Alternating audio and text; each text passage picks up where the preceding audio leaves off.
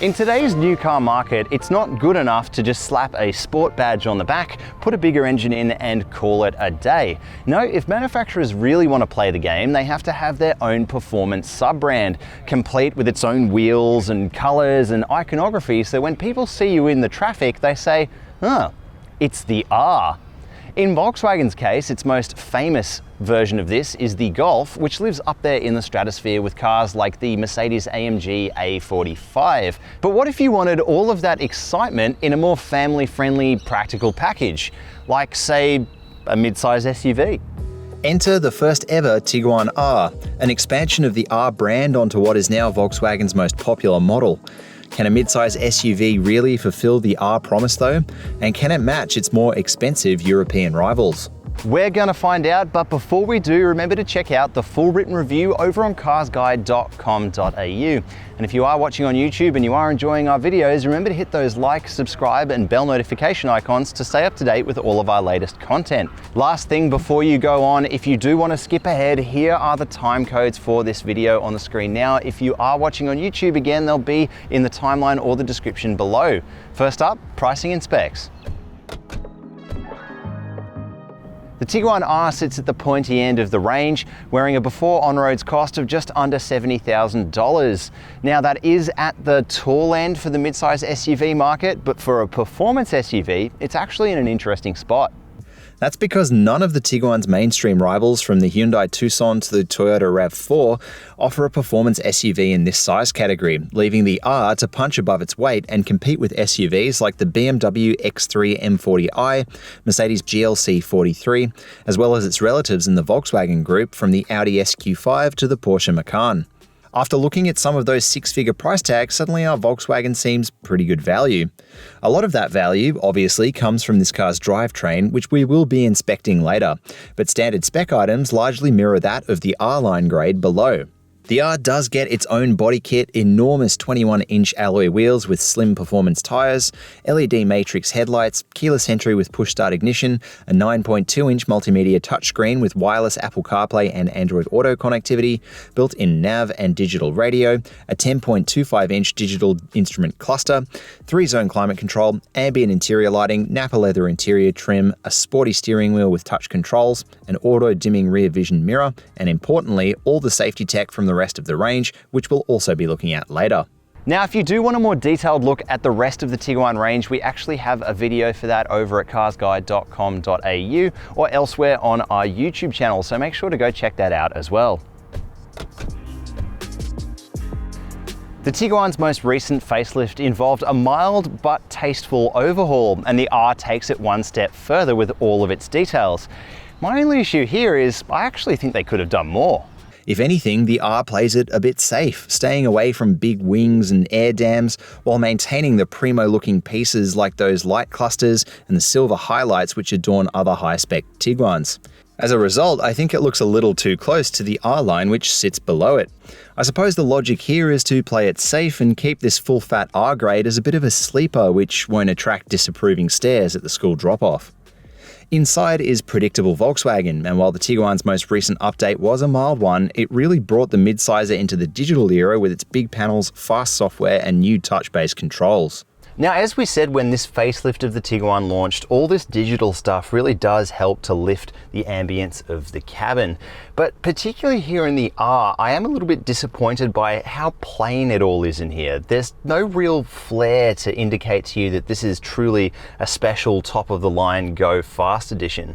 There are some nice things, don't get me wrong. I like this sporty, chunky steering wheel, which really feels the part underhand. And there are some nice blue highlights throughout here which remind you that this is the R. They're on the wheel, they're in the doors, and they're on these seats as well. The seats too are finished in a really nice Napa leather, like all high-end Volkswagens, but I am still disappointed by how plain this dash is. It's just one big slate of single grey colour with really simple shapes. I think it could do more in here. Those plain shapes and that kind of minimalist design though does really open this cabin up. The dash is really tall, which is a little off-putting at first, but it is really far away from you, and it really accentuates the feeling of space in this cabin. The roof is really tall, it's really wide, it just feels spacious in here, and its visibility is also excellent out of this car. Even these screens, although you do have to operate quite a few of this car's functions through the screens, the ergonomics of them is quite good. It's really within touching distance. It's easy to use all these touch functions on the steering wheel, which have like a kind of cool haptic feedback effect to them. And even this climate panel, which yes, I think would be better with dials, it's not too bad. The way that they've designed these touch functions is actually really easy to use, so full credit to them. Storage in the cabin is really good too. So in the door, you've got a big bin with a large bottle holder, too large for our new CarsGuide bottle here. There's also some cool little flip out bottle holders in here which kind of clasp the bottle, so you know, even if you've got a smaller one, it doesn't move around.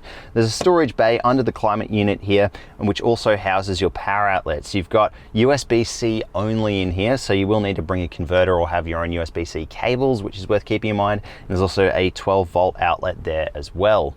Rear seat space in the Tiguan is a real highlight. Behind my own seating position here, I have leagues of knee room, and headroom is even pretty good, even though it has a panoramic sunroof, which is pretty impressive.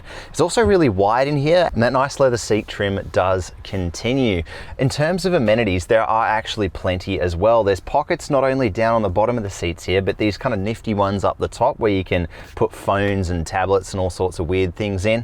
And there's also a third climate zone, which is really rare even for the mid-size SUV segment. That's pretty luxurious. There's also a single USB-C outlet, another 12-volt outlet, and adjustable air vents as well, which is all really nice to see. In terms of storage, you do have a large bin in the doors, just like you do in the front, that holds our bottle easily, and a drop-down armrest with 2 more bottle holders, as well as a little center one. Each one is a different size, so you can have all sorts of different things, from like your piccolo latte to your 500ml bottle. Nice. The boot measures in at 615 litres, or positively huge, even for a mid-size SUV. It fits our full CarsGuide luggage set with ample room to spare, but you might want to use a luggage net to keep things from moving around if you've got smaller objects. Under the floor, the R is the only Tiguan to miss out on a spare wheel, instead featuring a repair kit. Now to what you're really paying for. The Tiguan R has a 2-litre 4-cylinder turbocharged engine, but not any 2-litre 4. This is the famed EA888 unit, which also powers the Golf R. See the power figures on your screen now. It's a massive bump on the 162 TSI below it, although keep in mind the Tiguan has to pull over 200 kilos more than the smaller Golf. Power is sent to all 4 wheels via Volkswagen's 4Motion all-wheel drive system, now enhanced with new torque vectoring functions. Of course, that is all moderated by the 7-speed dual-clutch automatic transmission, and the result is a 0 to 100 km sprint time of a claimed 5.1 seconds. There's a lot that requires getting used to when you hop in the Tiguan R. Being so familiar with the rest of the range, I've become accustomed to the way the Tiguan is meant to drive, and the R just sort of does things differently. And that's mainly because you just don't expect the big punch of this engine, the angry sound that it makes, especially because you're sitting so high and with this upright dash and these kind of normal mid-size SUV things. It causes your brain to realign with your expectations for what this car can do. Yes, that engine has that really gnarly growl to it, and those wheels, they look enormous, and you really do think they're going to ruin the ride just by looking at them. But credit to Volkswagen's engineers, again, they've managed to pull off a ride that isn't as rough as you think it's going to be. Yes, if you dip them into a pothole, you're definitely going to feel it, but in the everyday corrugations and bumps, it handles it so well. Some things this car does well that I didn't quite expect is definitely in the steering and handling. These massive tires really make it feel planted, like it's got all 4 paws really grabbing the ground, and the steering has got a nice reactiveness, a nice organic feeling to it. I think it's the layout and vibe of this car which makes it so unexpected, because this combination that exists in here has existed before in cars like the Porsche Macan, but the Tiguan brings its own spin to it, which is really quite something. Now, one area where it's never going to be as good is comparing it to the Golf R itself. Obviously, this car weighs some 200 and something kilos more than the hatch. Its center of gravity is higher, you sit much higher in it. So the Golf R is going to be the one that you can really tear up on the track with. That having been said, are you really going to take your enormous family SUV to the track? I suppose the point is, you can if you want. I do enjoy how the stock standard driving mode in the Tiguan R is Sport. It only has 4 drive modes. There's Comfort, Sport, Race, and Custom. And each one sort of adjusts the responsiveness of the engine, the weight of the steering a little bit, and obviously you work your way through the range as so. General traits of the Tiguan that you should also know is visibility is fantastic out of this cabin. Like, that rear window is just enormous. It's so easy to see where you are and what you're doing at any given time. And that continues for the R as well. Again, there's that cooked-in ride comfort, which is really quite good. And the digital features are all relatively easy to use and control, these touch functions on the steering wheel, even though we would prefer some dials for the climate controls and the volume. Overall then, where does that leave our Tiguan R? This car is silly fun. In a lot of ways, you can take it a lot less seriously than its Golf relation, because it's just silly, but it does bring some of that performance from elsewhere much higher up in Volkswagen Group's range down to the humble Tiguan. What you'll see on test will really depend on how you drive it. On our test, we saw 10.1 litres to 100 kilometres over largely urban miles. The R also requires top-shelf 98 RON unleaded fuel and has a 58-litre fuel tank. Since the facelift, the Tiguan range has the full set of safety across the range, and that includes radar features like really high-speed auto emergency braking. You've got adaptive cruise control and rear-facing functions like blind spot monitoring and rear cross traffic alert as well. If you want to read the full breakdown of all the safety features in this car, remember to check out the full written review over at carsguide.com.au. Outside of those active features, the Tiguan scores 7 airbags and maintains a maximum 5-star ANCAP safety rating, although it is to an older 2016 standard achieved by the pre-facelift model. All Volkswagen models are covered by a 5-year and unlimited kilometre warranty on par with most of their rivals. Interestingly, the brand does not offer a specific conditional track warranty for its R-branded cars, unlike those under Hyundai's N banner. Servicing for the Tiguan R is most affordably purchased in the upfront care packages, with the most affordable being the 5-year pack.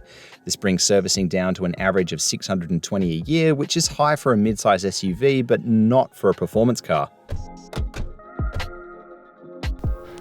The Tiguan R brings a boatload of fun to an otherwise tame midsize SUV segment.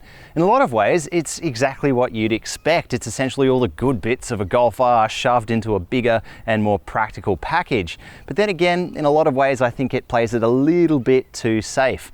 Still, there's no other cheaper way to get this many thrills in an SUV this size, so points to Volkswagen for getting ahead of the crowd.